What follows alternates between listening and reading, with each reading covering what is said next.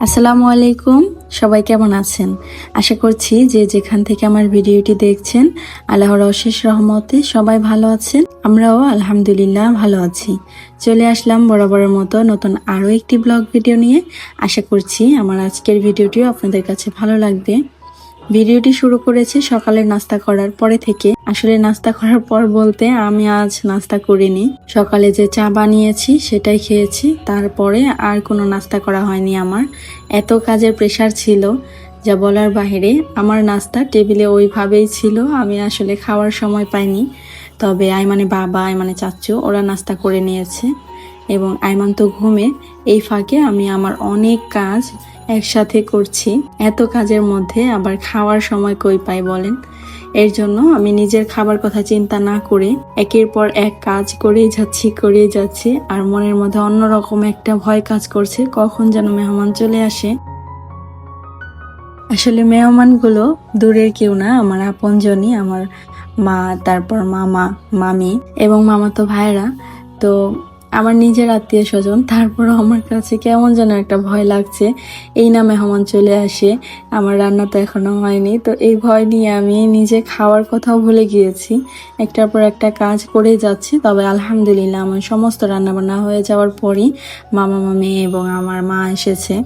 আসলে মামা মামিরা এই পর্যন্ত আমাদের বাসায় আসেননি। আমার বিয়ের পর এই প্রথম তারা আসছে। আমাদের বিয়ের প্রায় 4.5 বছরের উপরে পার হয়ে গিয়েছে, এরপরেও আমার মামা মামি কেন আসেনি আপনাদের কাছে হয়তো প্রশ্ন জাগতে পারে। তবে আমি বলে দিচ্ছি, আমার মামা আসলে বিদেশে থাকে। তো বিদেশে থাকাকালীন অবস্থায় তাদের আসলে দেশে ওইভাবে আসা হয় না, আর আসলেও খুব অল্প কয়েকদিনের জন্য আসা হয়। আর সব থেকে বড় কথা, এই বিদেশে থাকার কারণে না আমার অনেক মামারাই আমাদের বিয়েতে উপস্থিত হতে পারেনি। তো ওই কারণে আর আসলে আমাদের এখানে বেড়াতেও আসা হয়নি। তো এইবার আসলে মামা বিদেশ থেকে এসেছে এবং আমরা বলেছি, যেহেতু মামা মামি আগে আসেননি তো তারা তো ওইভাবে চেনেন না, এর কারণে আমার মা তাদেরকে সাথে নিয়ে এসেছে।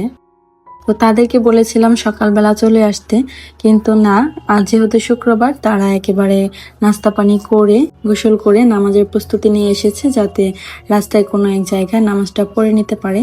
আসলে আমাদের গ্রামটা ঢাকা থেকে খুব একটা দূরত্ব না, প্রায় 1.5 ঘন্টার মতো সময় লাগে এখানে আসতে। রাস্তাঘাটে তো জ্যামের একটা ব্যাপার আছে, সবকিছু মিলিয়ে 1.5 ঘন্টার মধ্যে চলে আসতে পারে।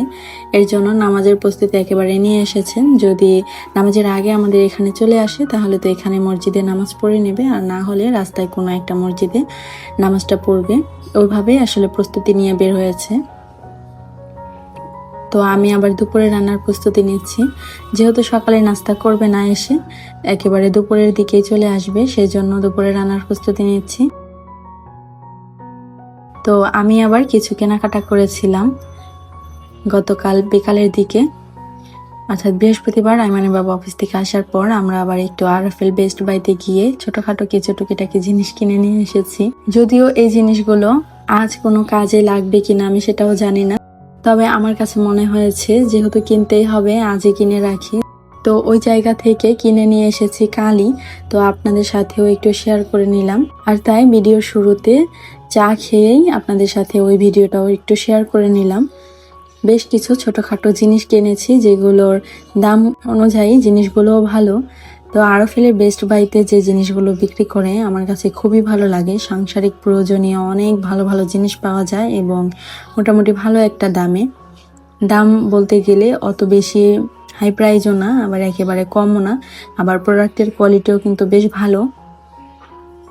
এতক্ষণ আমি আপনাদের সাথে যে পেয়ালা বাটিগুলো শেয়ার করেছি এগুলো কিন্তু একটাও সিরামিকের না, কিন্তু দেখে মনে হচ্ছে সিরামিকের, তবে মেলামাইনের হলেও এগুলো অনেক ভালো কোয়ালিটি, দেখে একদম সিরামিকের মতো লাগে এবং এগুলো ওভেন প্রুফ, সেজন্যই আসলে নেওয়া। এই সবগুলো প্রোডাক্ট আমার অনেক বেশি পছন্দ হয়েছে, আমি অনেক খুশি হয়েছি। যেহেতু মেহমান আসবে, মেহমানের প্রস্তুতি নিতে হবে, সেজন্য আরো অনেক কিছু আকর্ষণীয় জিনিস কিনেছিলাম, সেগুলো আর শেয়ার করতে পারলাম না। আমি চাচ্ছিলাম ওইগুলো সুন্দরভাবে ডেকোরেশন করে তারপরে আপনাদের সাথে শেয়ার করার। এর জন্য হাতে ওরকম সময় নেই, তাই আর এখন দেখাতে পারলাম না। ইনশাআল্লাহ ভবিষ্যতে কোনো এক ভিডিওতে দেখিয়ে দিব।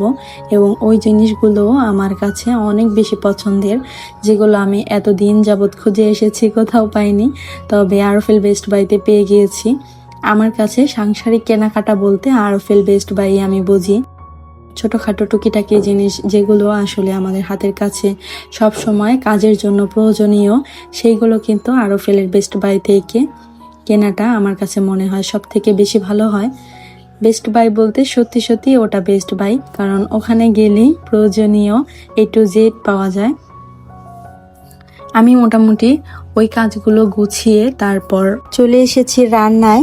আর এই রান্নাগুলো করার জন্য যা যা ফ্রোজেন আইটেম ছিল, যেমন গরুর মাংস, মুরগির মাংস, চিংড়ি মাছ, ইলিশ মাছ, এগুলো কিন্তু আগে থেকেই বের করে রেখেছি। যখন আমি চা খেয়েছি অনেক সকালে, সেই সময়টাতে বের করে রেখেছি। এবং পরে যেহেতু ভিডিও শুট করব, তখন একটু সময় লাগবে, আর এরই ফাঁকে মাংসগুলো নরম হয়ে যাবে, অর্থাৎ বরফটা গলে পানি হয়ে আসবে, সেই সময় আবার রান্না বসিয়ে দিব। তো যেমন ভাবা তেমন কাজ। আমি যখন ভিডিও শুট করলাম তখন তো মোটামুটি ভালো সময়ই লেগেছে। তারপর আবার এসে দেখি এগুলো বরফ ছুটে গিয়েছে। তারপর রান্নায় চলে এসেছি। প্রথমে বসিয়ে দিয়েছি গরুর মাংস চুলায়।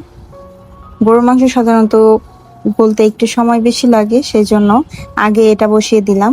এটাকে ভালোভাবে কষিয়ে তারপর অন্য চুলায় দমে বসিয়ে রাখবো বেশ কিছুক্ষণ সময়। এর ফাঁকে আরেক চুলায় অন্যান্য রান্না করতে থাকবো। আগের দিন রাতে আমি অনেক কাজ গুছিয়ে রেখেছি। সেখানে চিংড়ি মাছ যেমন আগের দিন রাতে ভেজে রেখেছিলাম, আপনারা দেখেছেন। তারপর ইলিশ মাছ কেটে কুটে পরিষ্কার করে রেখেছিলাম, আজ শুধু ভেজে নেব। এখানে আমি 2 কেজি পরিমাণ গরুর মাংস নিয়েছি। ঘরোয়া কিছু মশলা দিয়ে বিয়ে বাড়ির স্বাদে গরুর মাংসের রেজালাটি রান্না করে নিচ্ছি। আর এর ডিটেইলসে যদি আপনারা কেউ দেখতে চান, তাহলে রেসিপি আকারে শেয়ার করেছি আমার কিচেন চ্যানেলে, সোনালিস কিচেন থেকে। এই ভিডিওটি দেখে ওই ভিডিওটিও দেখে আসবেন। ভিডিও লিংক আমি ডিসক্রিপশন বক্সে দিয়ে রাখবো। আমি সবসময় চেষ্টা করি সহজ উপকরণে সহজ রান্না করার। তো আপনারা যদি আমার কিচেন চ্যানেলের ভিডিও দেখে পছন্দ করে থাকেন, তাহলে অবশ্যই আমার ওই চ্যানেলটিও সাবস্ক্রাইব করে আমার পাশে থাকবেন। ঘরের অনেক কাজ করেছি, গত ভিডিওতে আমি দেখিয়েছি। মোটামুটি অনেক কাজ করা হয়ে গিয়েছিল, তারপরেও কিছু কাজ বাকি ছিল, যেমন বিছানার চাদর চেঞ্জ করা, ওইগুলো চেঞ্জ করে নিয়েছি সকালবেলায়। তারপর ডাইনিং টেবিলে কাভার বিছিয়েছি এবং পুরো বাড়ি ঘর একদম ঝাড়ু দিয়েছি। শুক্রবারে আসলে কাজের খালারা আসেন না, তারা ছুটি কাটায়, তো আমি আর ওইভাবে জোর করিনি। তবে আমি বলেছিলাম যদি আপনি পারেন তাহলে আসতে পারেন, আমার কাজে একটু হেল্প হবে। তো উনি আর ওইভাবে আসার আগ্রহ দেখায়নি, তাই আমি আর ওইভাবে জোরও করিনি। আমার কাজ আমি একা একা নিজে নিজে করতেই পছন্দ করি। আমি আসলে কখনো কাজকে ভয় পাই না, আল্লাহর রহমতে কাজ করতে আমার অনেক বেশি ভালো লাগে। তবে একটা জিনিস অপেক্ষায় থাকি, মেহমান আসার পর রান্না বান্না যতই করি না কেন, আমি অপেক্ষা করি শুধু খাবার টেবিল পর্যন্ত, কখন খাবারগুলো টেবিলে সার্ভ করব অনেক সুন্দর করে মেহমানদের সামনে, এবং তারা দেখে প্রশংসা করবে, খুশি হবে। আর বিশেষ করে খাবারের পর আমি অপেক্ষায় থাকি তাদের কাছে খাবারটা কেমন লাগলো। আমি তো আমার সর্বোচ্চ দিয়ে রান্নাটা করি, তবে তাদের কাছে কেমন লাগলো, তাদের কাছে খাবারটা মজা লাগলো কিনা, এই ব্যাপার নিয়ে আমি অনেক বেশি টেনশনে থাকি, যতক্ষণ না পর্যন্ত তাদের মুখ থেকে ওই উত্তরটা না আসে যে খাবারটা মজা হয়েছে, বা তাদের যে স্যাটিসফ্যাকশন ওইটা যে পর্যন্ত না শুনি, ততক্ষণ পর্যন্ত আমার মনের মধ্যে অন্যরকম একটা টেনশন কাজ করে, হয়তো খাবারটা তাদের মনের মতো হয়নি। তো আলহামদুলিল্লাহ আমি যা যা রান্না করেছি, আমার মামা মামি, আমার মা, ভাইয়েরা সবাই খেয়ে অনেক বেশি প্রশংসা করেছে, এত বেশি প্রশংসা করেছে যেটা আমি আশাও করিনি।